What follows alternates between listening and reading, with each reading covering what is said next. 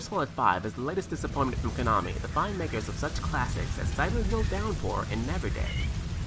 The game opens with our anti-hero, Venom Snake, waking up from a coma after being blown up by a bomb that was hidden inside of a woman's vagina. Bob, there's... It's alright, we got it out.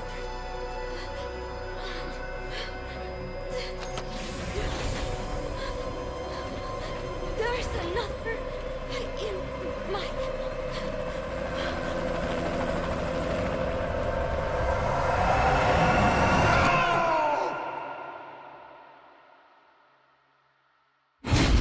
Snake's recovery is interrupted, however, by an assassin who has come to kill him for reasons that are not yet known.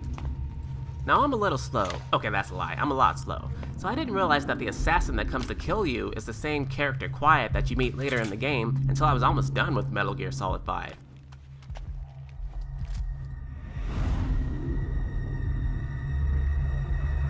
Anyway, the attempt is thwarted and Snake manages to escape from the hospital and meets up with his old friend Ocelot and regains his place as the leader of the rebel band Diamond Dogs. Now, at this point I'm all in. I've been a fan of the Metal Gear series since Metal Gear Solid 1 on the PlayStation. I'm aware there were Metal Gear Solid games before that, but who gives a shit about those? MGS1 was a groundbreaking game. The graphics, the music, the gameplay, the story, hell, the storytelling. Pretty much everything about that game blew my mind back in 1998. Nowadays, every game has high production values, even if it doesn't deserve it, but back then, Metal Gear Solid was something special. It was an outlier. It was like a revolutionary game. Fast forward nearly 2 decades and countless sequels later, and you have the flawed and possibly final Metal Gear title, MGS5: The Phantom Pain. Before I go into what the game does wrong, I should go into what the game does right. MGS5 succeeds on what is arguably the most important aspect of a video game, the gameplay. The shooting and movement are way better than they've ever been. They've even added a cool little bullet time thing that slows the game down when you are spotted, giving you enough time to take out the enemy before guards are alerted. At first I thought it was a stupid feature, but after a while I realized how much better it made the game. However, it's a little overpowered, and I often found myself getting spotted while sneaking through the base and just tranquilizing every guard in sight. Another area of the gameplay that's been enhanced is the amount of options. I played the game pretty straightforward, but I've seen videos of people doing all kinds of crazy stuff, like having horses poop on people, sliding down hills in cardboard boxes, taking out enemies with a rocket arm, and etc. There is also a crazy assortment of weapons, allowing you to tackle the game's missions in an innumerable amount of ways. The game has even been changed from its linear format of days past to more of an open world format, so with a little planning and the right weapons, you can customize the gameplay to your style. When you add on top of that the buddy system, which lets you bring an AI-controlled partner to help, each with their own style of play, the gameplay really excels. Now the bad. Pretty much everything else.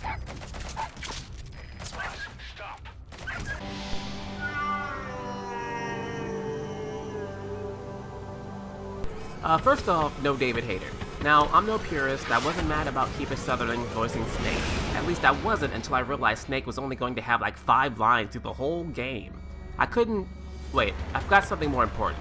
The song from the trailer, Nuclear... Nuclear...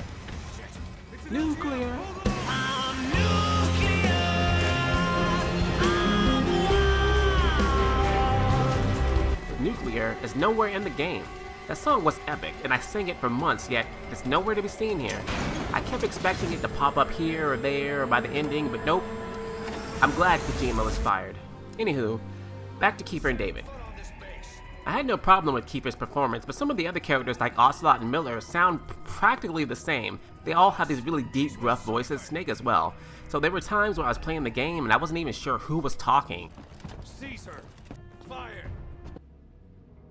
My main complaint, however, is that Snake has always been a chatty character. Haters of the Metal Gear Solid series have always complained about how long the codecs are, how Snake is always blah blah blah blah. Otacon, Metal Gear, and all this other kind of crap. But in this game, he's practically a mute. Now, he'll speak in cutscenes here and there, but most of the time he just grunts and stands there silently while characters have a 5-minute long monologue. It's just awkward and a misstep for the series. I get that Kojima wanted a Hollywood actor in this game, but the money could have been better spent on a voice actor who could have said tons of dialogue and really fleshed out the world. Another tragic sin of Metal Gear Solid 5 is the pacing. Jesus. If the Phantom Pain had been a 30-hour game, they might have had a pretty solid little title on their hands. As it stands though, the game is a repetitive, boring mess. I'm not sure how many hours I put into this game, at least 70, possibly closer to 100. Now you might be thinking, how can I say this game is bad if I put over 70 hours into it? Oh, mi amor, there is no contradiction here. You see, the game doesn't move you from story beat to story beat like a well put together game would. Instead, you have a mission list to select from. This list has the main story missions and the side op missions. At times, story missions will open up after you finish one, but other times you'll have to do a bunch of side operations in order to spawn new story missions. Other times, a story mission will be listed as a side op, but it's actually a main story thing that you have to do to get new story missions. It's very confusing, and I was trying to do every side op and main mission that appeared so I didn't miss anything, which would lead to me doing 4 hours of side ops before getting to the next mission. Then I complete that, and I have to do more side ops, and I complete that, and I have to do more side ops. But there's a chance that I don't have to do those side ops at all, but I have no way of knowing that because the game doesn't tell me. If that wasn't bad enough, when you reach what seems to be the end of the game, you have to do a bunch of missions you've already completed, but the hard mode of those missions in order to open up new story missions to get the real ending of the game. And the game doesn't tell you this anywhere.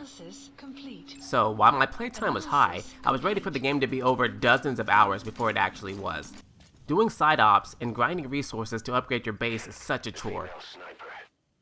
Worse yet, the main story missions, gameplay-wise, aren't that much different from the side ops, leaving you feeling as if they just gave a group of interns MGS5 level editor kits and had them generate all the content for the game. I'm not even going to get into how the upgrading your weapons takes multiple real-time hours that you can't skip. I'm not saying Metal Gear Solid 5 is trash, it's not. However, all the praise it received would have baffled me had I not known that the gaming press is bought and paid for by the big publishers. The Phantom Pain is probably my least favorite Metal Gear game, but I didn't hate it. It just saddens me that MGS had to go out this way.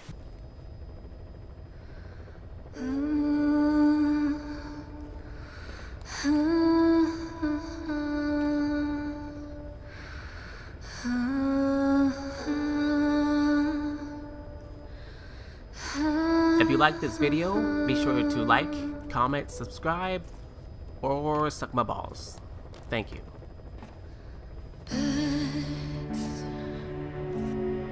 In the sky,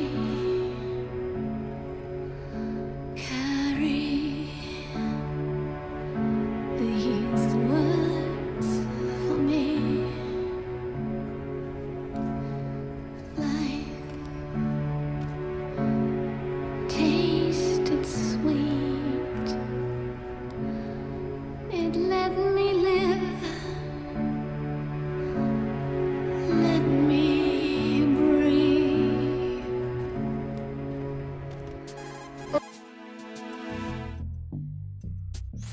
What do you think you're doing, Snake? You don't have enough to keep you busy? Try to remember the mission if you can.